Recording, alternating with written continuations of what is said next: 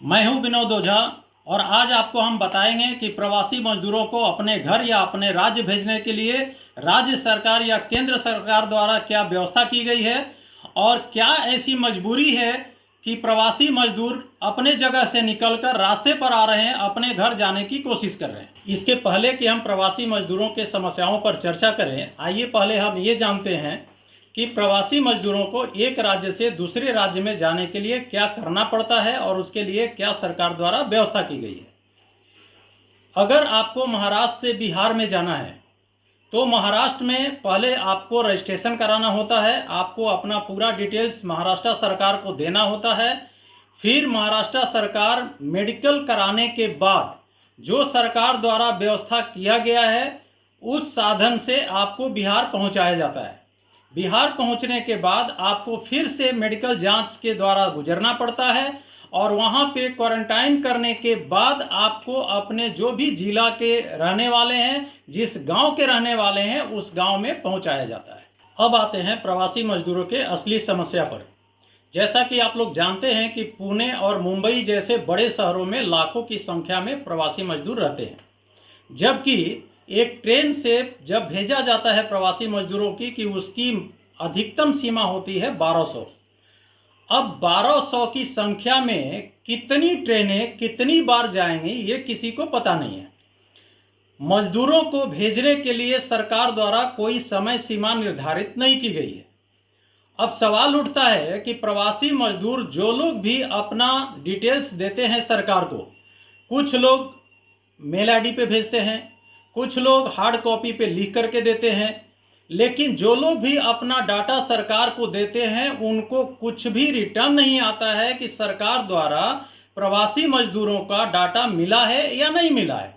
तो एक तो समस्या है कि प्रवासी मजदूरों का और सरकार के बीच में कोई कम्युनिकेशन नहीं है। दूसरी बात यह है कि जब वो लोग अपना डाटा दे देते हैं तो उनको ये समझ में नहीं आता है कि जब हम लोगों ने दिया है और अगर ये सरकार द्वारा हमारी जो भी चीज़ें हैं प्राप्त की गई हैं तो हमको यहाँ से कब भेजा जाएगा, हम अपने गांव की तरफ कब जाएंगे। और ये कारण है कि सरकार और प्रवासी मजदूरों के बीच में कम्युनिकेशन नहीं होने की वजह से प्रवासी मजदूर अपने जहाँ रह रहे हैं उस घर से निकल जाते हैं और रास्ते पे आ जाते हैं। ऐसे ही प्रवासी मजदूर मध्य प्रदेश के जब जा रहे थे तो औरंगाबाद में एक बड़ी घटना घटी।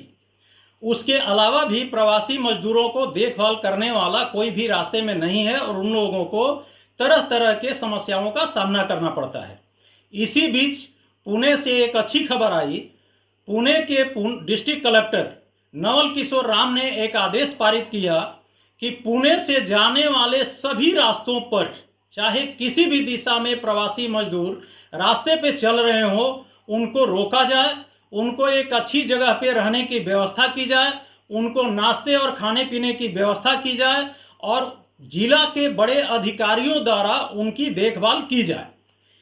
ये एक प्रवासी मजदूरों को राहत देने वाली खबर है और अगर ऐसा किया गया तो हर जिले में या हम ऐसे कहें तो राज्य के हर कोने में प्रवासी मजदूरों को बहुत बड़ी राहत मिलेगी। और जब भी केंद्र सरकार या राज्य सरकार द्वारा उनके घर जाने की व्यवस्था की जाएगी उस समय पर उनको उस जगह से ट्रेन द्वारा या बस द्वारा उनके गंतव्य तक भेजा जा सकेगा।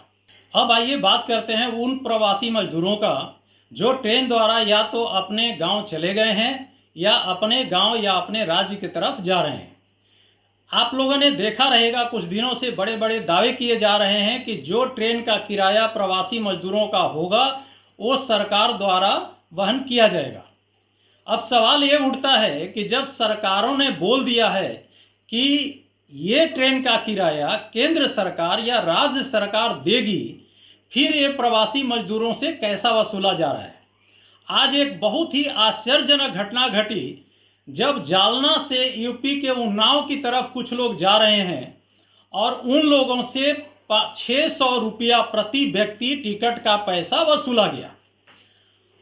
आप लोग देख सकते हैं कि ये 600 रुपया जालना से उन्नाव जाने के लिए शायद बाकी दिनों में इससे भी कम किराए में लोग पहुंच सकते थे, लेकिन सामान्य किराया से ज़्यादा आज ये जालना से उन्नाव के लिए प्रवासी मजदूरों से वसूला गया। ये बहुत दुर्भाग्यपूर्ण है। कुछ तो विपक्ष के नेता भी दावा करते हैं कि अगर सरकार नहीं देगी तो हम लोग या हमारी पार्टी ये प्रवासी मजदूरों के लिए किराया देने के लिए हम लोग तैयार हैं। लेकिन आज ना तो सरकार या न विपक्षी नेता इसके लिए कोई भी खड़ा हो रहा है, ना कोई पार्टी के लोग आगे आके कुछ भी कर रहे हैं। और जैसा कि स्क्रीन पे आप देख सकते हैं, ये टिकट का किराया, और ये टिकट का किराया जितना लिखा हुआ है उतना प्रवासी मजदूरों ने दे करके और इस ट्रेन से यात्रा की है और अपने राज्य की तरफ पहुंच रहे हैं।